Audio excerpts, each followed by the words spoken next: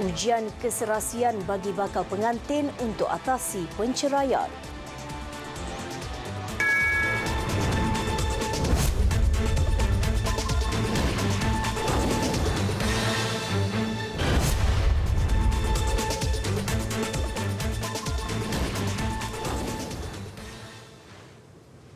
Assalamualaikum dan salam sejahtera.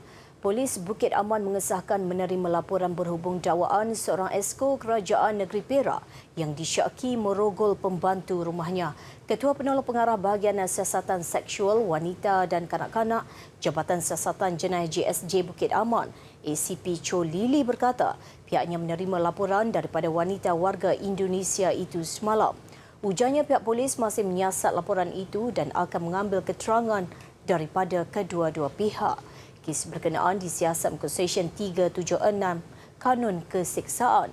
Difahamkan kejadian berlaku di kediaman esko terbabit di Meru Ipoh. Mangsa yang berusia sekitar 20-an membuat laporan polis itu sehari selepas kejadian itu.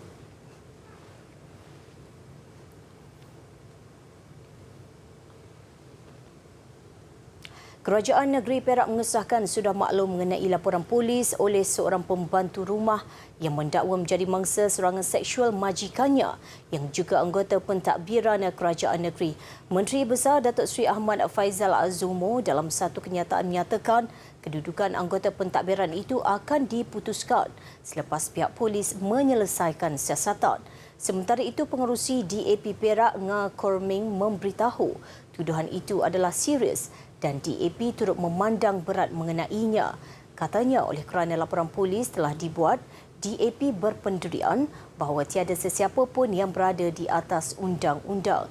Tindakan sewajarnya akan diambil bergantung kepada keputusan siasatan oleh pihak berkuasa.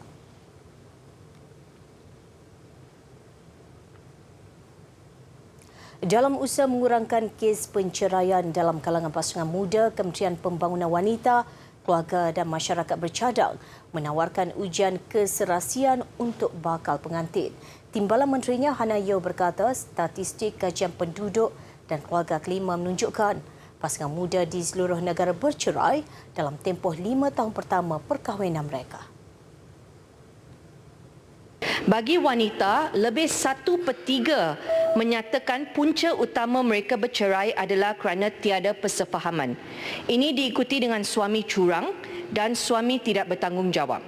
Bagi lelaki pula, lebih separuh menyatakan punca utama mereka bercerai adalah kerana tiada persefahaman. Beliau berkata demikian di Dewan Rakyat bagi menjawab soalan tambahan Ahli Parlimen Berfad Datuk Azizah Muhammad Dun. Ia juga berkata kementeriannya turut mempertimbangkan untuk mewujudkan kandungan kursus program pra-perkahwinan secara dalam atas talian. Menurutnya, walaupun mereka menghadiri kursus 2 hari, tetapi ada pasangan yang tidak mendengar nasihat dalam kursus kerana hanya main telefon. Pihak juga akan berbincang dengan Jabatan Pendaftaran Negara untuk menentukan jika kursus pra-perkahwinan perlu diwajibkan untuk pasangan bukan Islam. Peratusan tertinggi perceraian berlaku dalam Adun Sungai Rambai Melaka dan bekas keraninya mengaku tidak bersalah di Mahkamah Session Air Keroh atas dakwaan menyeleweng dana strategi Lautan Biru Kebangsaan MBOS berjumlah lebih RM300,000 2 tahun lalu. Tertuduh Datuk Hassan Abdul Rahman 57 tahun dan Huzaimah Abdullah 34 tahun masing-masing menghadapi 34 pertuduhan. Datuk Hassan diamanahkan ke atas peruntukan dana NBOS pada tahun 2016 untuk negeri Melaka bagi projek tanaman jagung, pisang, sayuran gantian cili dan ternaga rusa. Beliau didakwa melakukan pecah amanah dengan menandatangani 34 cek bernilai keseluruhan RM318,400 untuk mendapatkan wang. Semua pembayaran berkenaan bagaimanapun tidak diterima oleh pengendali projek itu. Kesalahan dilakukan di Pejabat Jawatankuasa Pembangunan dan Penyelarasan Dewan Undangan Negeri Japaran Sungai Rambai, Kompleks Pusat Transformasi Luar Bandar RTC Sungai Rambai pada 20 Februari 2017 hingga 17 Januari 2018. Huzaimah yang juga bekas kerani di Japaran didakwa bersubahat dengan adun berkenaan untuk melakukan pecah amanah melibatkan nilai dan tempoh masa sama. Kedua-dua mereka didakwa mengikut Seksyen 406 Kanun Keseksaan dengan Huzaimah dibaca bersama Seksyen 109 Kanun sama yang memperuntukkan hukuman penjara sehingga 10 tahun, sebat dan denda. anda. Hakim Mahkamah Session Aikro, Datuk Muhammad Nasir Nordin, membenarkan setiap tertuduh diikat jamin RM50,000 dengan seorang penjamin. Beliau menetapkan 20 Ogos ini bagi sebutan semula kes dan serahan dokumen. Mahkamah Magistrate Kuala Lumpur menetapkan 8 Ogos ini untuk pengurusan kes membabitkan anak Menteri Pertahanan Ahmad Saiful Islam Muhammad selepas didakwa atas kesalahan mengguna dadah jenis ganja di tandas pusat hiburan di Jalan Ampang, Ibu Negara Januari lalu. Magistrate Muhammad Aizat Abdul Rahim menetapkan tarikh itu selepas Timbalan Pendakwa Raya Muhammad Josendra Abu Senin memaklumkan pihaknya menyerahkan beberapa dokumen kepada pihak pembelaan. 13 Jun lalu, Ahmad Saiful Islam, 32 tahun, mengaku tidak bersalah di mahkamah atas dakwaan menggunakan dadah di sebuah pusat hiburan. Dia didakwa mengikut Seksyen 15-1-A Akta Dadah Berbahaya yang membawa hukuman maksimum penjara 2 tahun atau denda sehingga RM5,000 atau kedua-duanya. Anak lelaki Menteri Pertahanan Muhammad Sabu dan seorang lagi rakannya ditahan 6 Januari lalu selepas didapati positif dadah di sebuah pusat hiburan. Anak ketiga Muhammad itu ditahan dalam op hiburan bersepadu.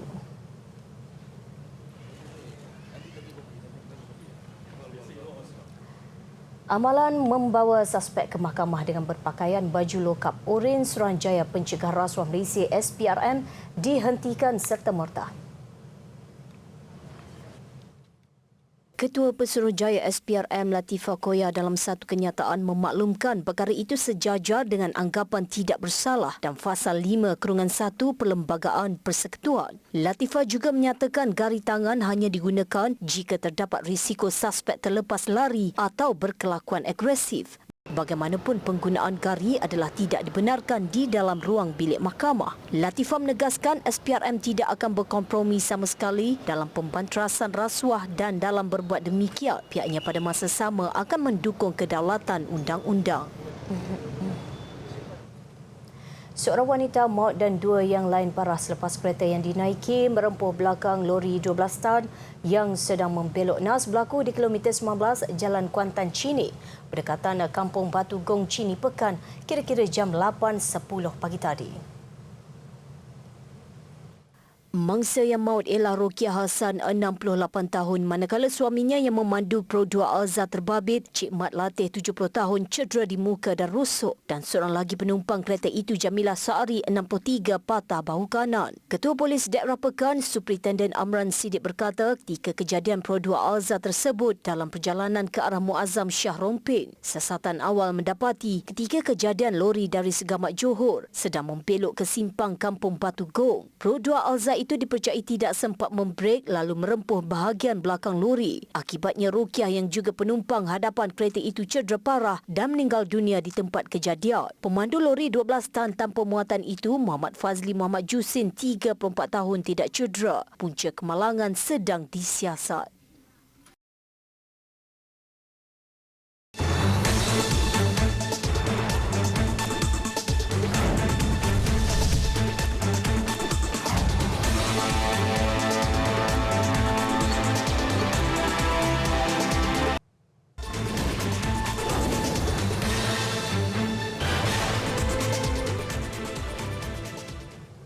Bertemu kembali. Persiapan menyambut Jemaah Haji Malaysia di Maktab Penginapan Tabung Haji TH di Mekah hampir 100% siap. Usaha itu adalah untuk memastikan keselesaan kepada semua jemaah dan seterusnya melancarkan perjalanan haji musim ini. Laporannya bersama wartawan Fazilah Hani Harun dan jurukamera Nurliza Muhammad Saleh dari Makkah. Kesemua jemaah haji Malaysia yang datang dari Madinah tidak perlu risau kerana bagasi mereka akan dihantar ke maktab-maktab penginapan di Makkah 24 jam lebih awal sebelum mereka tiba ke sini. Dan kesemua bagasi ini akan diletakkan di ruang legar aras penginapan masing-masing. Bagi musim haji tahun ini, terdapat 13 bangunan penginapan di 4 zon membabitkan 9 buah maktab disediakan untuk semua jemaah haji Malaysia. Jarak antara maktab ke Masjidil Haram pula antara 700 meter ke 1 kilometer. Dianggarkan 3,270 jemaah haji akan ditempatkan di setiap maktab. Nilai kendiri dan tidak berharap dengan bantuan orang lain. Menjaga kesihatan diri banyak minum air kerana sekarang ini keadaan cuaca di Mekah agak panas di antara 40 hingga 40 darjah Celsius. Tidak mendedahkan diri daripada cuaca panas. Jemaah Haji Malaysia dijangka tiba di Makkah secara berperingkat mulai hari ini sehingga 4 Ogos depan. Sebaik tiba, mereka akan menunaikan umrah yang pertama. Laporan Fazilah Hani Harun dari Makkah Al-Mukarramah.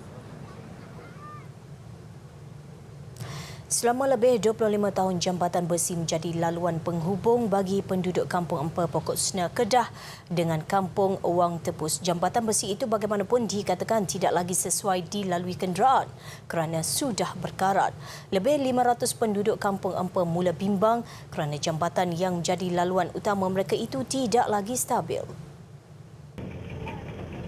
Penduduk mendakwa sudah berkali-kali aduan mengenai jambatan besi ini dipanjangkan kepada pihak berwajib. Jambatan itu hanya dihalang dengan palang bagi mengelak kenderaan melaluinya melainkan motosikal. Tidak ada pilihan, penduduk mendakwa mereka terpaksa membuka palang itu. Mereka bergotong royong memperbaiki jambatan tersebut bagi membolehkan kenderaan seperti kereta dapat melaluinya. Kalaulah berlaku sesuatu yang tidak diingini, minta simpang lah. Jadi mungkin kami boleh dipersalahkan sebab dah kita buka palang dan kita lalu. Pihak yang bertanggungjawab tu dia boleh lepas tangan. Jadi kami dah tak ada pilihan, terpaksa lah. Jadi kami harap kalaulah sepatutnya meletak palang itu adalah letak, kita dah nampak dah mungkin nak buat jambatan baru dan sebagainya, tapi tak nampak pun. Tak nampak, jadi bahayalah untuk kami. Tapi tak dapat elak, terpaksa lalu juga. Apapun masih banyak bahagian jambatan ini yang sudah berlubang dan lekang menyebabkan ia bergoyang setiap kali dilalui. Penduduk terus menggunakannya kerana laluan alternatif lebih jauh dan menyukarkan penduduk. Jalan lain tu boleh tapi jalan sempit dan jauh lah. Lebih kurang 5 km baru kita dapat jalan Padang Terap. Baru masuk jalan Kubang Pasu balik. Kalau sebelah sini 11 km baru nak sampai ke Pokok Sena. Dia betul sekolah kebangsaan Penghulu Haji Darus. Dari sini tak sampailah 1 km. Kita berhubungan kita Kubang Pasu. Kita tak pergi belah Pokok Sena sekolah. Titi kampung ini dibina 50 tahun lalu dengan struktur asalnya kayu. Ia kemudian dinaik taraf kepada jambatan besi.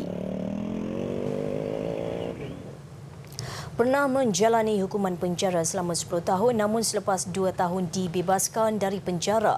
Langkahnya lebih panjang.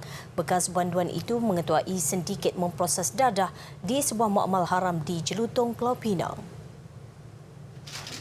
Serbuan dilakukan anggota Jabatan Siasatan Jenayah Narkotik IPD Timur Laut di 3 lokasi di Jelutong pada Khamis dan Jumaat lalu. Polis menahan 2 lelaki bersama heroin hampir 8 kg bernilai lebih RM100,000 dan lebih 21 kg kafein bernilai lebih RM10,000 di sebuah rumah.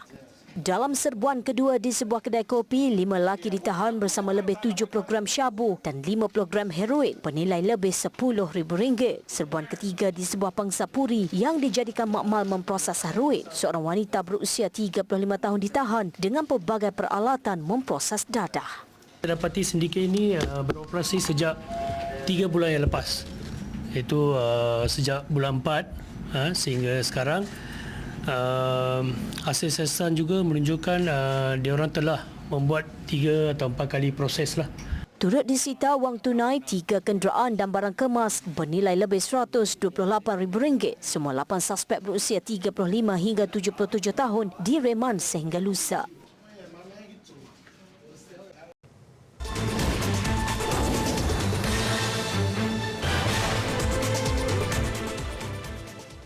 Antarabangsa, rang undang-undang ekstradisi yang mencetuskan krisis politik terbesar di Hong Kong sejak beberapa dekad lalu dimansuhkan. Ketua Eksekutif Hong Kong, Carrie Lam, mengakui hasrat kerajaan untuk merealisasikan undang-undang berkenaan menemui kegagalan. I have almost immediately put a stop to the amendment exercise. But there are still lingering doubts about the government's sincerity, or worries whether the government will restart the process in the Legislative Council. So I reiterate here, there is no such plan. The bill is dead. Rang undang-undang berkenaan yang akan membolehkan penduduk wilayah itu dihantar ke tanah besar China untuk dibicarakan cetuskan bantahan jalanan besar-besaran selama beberapa minggu. Pertengahan Jun lalu Lam gantung rang undang-undang terbabit susulan bantahan. Tindakannya bagaimanapun gagal meredakan krisis berkenaan apabila penunjuk perasaan terus membuat bantahan sambil menggesa pemimpin yang mendapat sokongan Beijing itu meletak jawatan. Dalam tempoh 48 jam, pihak berkuasa Thailand berjaya menyelamatkan 49 mangsa sindiket pemerdagangan manusia dalam 2 serbuan berasingan di Songkhla. Menurut Jeneral Polis Suchat Terasawat, mangsa adalah kumpulan terbesar etnik Rohingya dan Myanmar yang diselamatkan di wilayah itu. Dalam serbuan pertama, 41 orang termasuk seorang kanak-kanak lelaki berusia 4 tahun ditahan. Daripada jumlah itu, 22 adalah etnik Rohingya termasuk 6 wanita. Sementara 19 yang lain adalah warga Myanmar termasuk 7 wanita. Mereka disembunyikan dalam hutan di daerah Bangklam, wilayah Songkhla. Semalam pihak berkuasa juga menahan sebuah kenderaan SUV di daerah Ratapom. 6 lelaki dan 2 warga Myanmar yang dipercayai sedang diseludup ke Malaysia berjaya diselamatkan. 2 warga tempatan turut ditahan.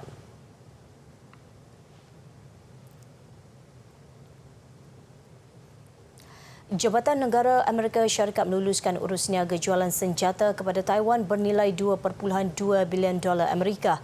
Menurut Pentagon, pentadbiran Presiden Donald Trump meluluskan penjualan 108 kereta kebal Abrams dan kira-kira 250 peluru berpandu seringa yang diminta oleh Taiwan.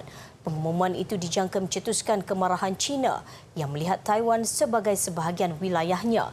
Beijing pernah meluahkan kebimbangan tentang kemungkinan pembelian senjata sebelum ini. Mac lalu, Presiden Taiwan Tsai Ing-wen berkata, Washington memberikan respon positif terhadap permintaan urus niaga jualan senjata baru oleh Taiwan untuk memperkukuhkan pertahanannya berikutan tekanan dari China. Sebelum ini, negara itu mengeluarkan amaran Beijing tidak akan teragak-agak untuk menggunakan kekerasan dalam usaha penyatuan semula Taiwan. Instagram mengumumkan beberapa ciri baru dalam aplikasinya bagi menangani kegiatan buli cyber. Antara ciri baru itu termasuk memberi amaran kepada pengguna yang mahu menyiarkan kata-kata berbau makian dan boleh menyinggung perasaan pihak lain. Amaran akan dikeluarkan sekiranya komen pengguna dikesan mengeluarkan kata-kata berkenaan dan membolehkan pengguna menilai semula dan memadamkan komen itu. Ciri lain yang ditambah dalam aplikasi itu adalah menyekat komen dari dibaca pengguna lain. Ini kerana terdapat pengguna yang mengadu takut untuk menyekat, melaporkan atau membuang pembuli dari akaun mereka. Ketua Instagram Adam Mosseri berkata, usaha membendung buli menjadi keutamaan media sosial itu dan pihaknya akan terus berusaha untuk menyelesaikan masalah itu.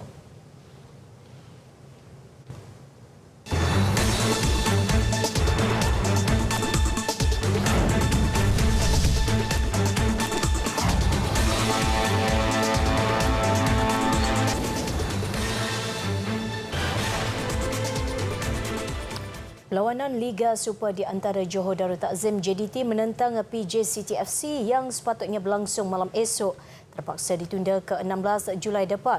Berikutan beberapa pemain dan pegawai skuad Harimau Selatan dijangkiti virus influenza. Dalam satu kenyataan media yang dikeluarkan Liga Bola Sepak Malaysia MFL hari ini, keputusan itu dibuat atas faktor keselamatan, kesihatan dan kesukanan selepas menerima permohonan penundaan perlawanan daripada JDT berserta laporan penuh Doktor Perubatan. Pengarah teknikal JDT Alistair Edwards semalam berkata 10 pemain dari pasukan senior JDT dan beberapa jurulatih serta kaki tangan kelab itu telah diuji positif virus influenza. Bagi MFL, jika perlawanan tetap diteruskan malam esok, ia bukan sahaja memberikan risiko tinggi kepada PJ City, malah bimbang orang ramai juga terdedah kepada jangkitan berkenaan. Tambah MFL, keputusan untuk menunda perlawanan ke 16 Julai depan juga telah diterima dan disokong kedua-dua pasukan. Susulan keputusan keputusan itu, MFL memaklumkan pasukan Kuala Lumpur turut bersetuju untuk meminda tarikh perlawanan menentang JDT pada 14 Julai ke 13 Julai, iaitu sehari lebih awal, bagi membolehkan skuad Harimau Selatan mempunyai tempoh rehat 2 hari sebelum perlawanan menentang PJ City FC atas semangat kesukanan. Dalam pada itu, Setiausaha Agung PJ City FC, S. Ganesh dalam kenyataan yang sama berkata, pasukan itu telah dimaklumkan mengenai situasi itu dengan jelas dan menyokong keputusan penundaan perlawanan itu yang dilihat tepat sebagai langkah berjaga-jaga untuk mengelak penularan penyakit itu terus merebak. Sebagai rekod jawatankuasa pertandingan tempatan Persatuan Bola Sepak Malaysia FAM pada Jun 2014 pernah menunda perlawanan Liga Premier berikutan serangan wabak penyakit, ianya membabitkan perlawanan pasukan Perlis dan UiTM FC selepas 14 pemain Perlis diserang cerit-birit. Bahang perlawanan akhir Piala FA Perak menentang Kedah nampaknya kian dirasai. Persatuan Bola Sepak Perak PAFA kini merangka strategi memastikan penjualan 30,000 tiket final Piala FA berjalan lancar. Menambah hangat perlawanan, skrin besar akan dipasang di setiap daerah di Perak bagi menayangkan aksi final itu secara langsung. Kita cuma dapat 30,000 tiket dikhususkan kepada PAFA untuk dijual. Kita sedang merangka bagaimana kita nak distribute penjualan tiket-tiket untuk final tersebut. Maka ada lebih 2 juta lebih lagi rakyat ataupun penyokong bola sepak Perak tak akan dapat menonton di sana. Jadi kita sediakan juga acara-acara big screen di semua daerah ataupun daerah-daerah yang terbabit.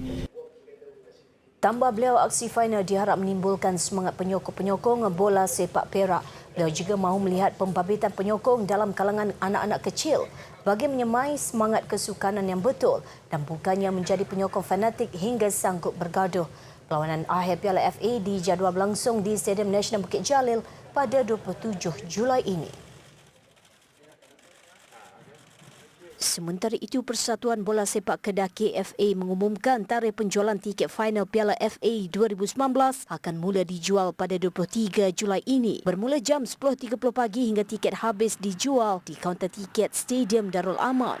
KFA telah menerima agihan peruntukan tiket perlawanan akhir Piala FA 2019 dari pihak Liga Bola Sepak Malaysia MFL sebanyak 30,000 keping tiket dewasa berharga RM50 dan 750 keping tiket kanak-kanak berumur bawah 12 tahun berharga RM5. 20,000 keping tiket dengan kuota maksimum 3 keping tiket bagi setiap pembelian secara individu adalah jumlah yang akan dijual kaunter Stadium Darul Aman, manakala 10,000 keping tiket lagi adalah peruntukan untuk kenamaan dan pembesaran negeri, penaja-penaja, ahli eksekutif, ahli gabungan dan pasukan-pasukan.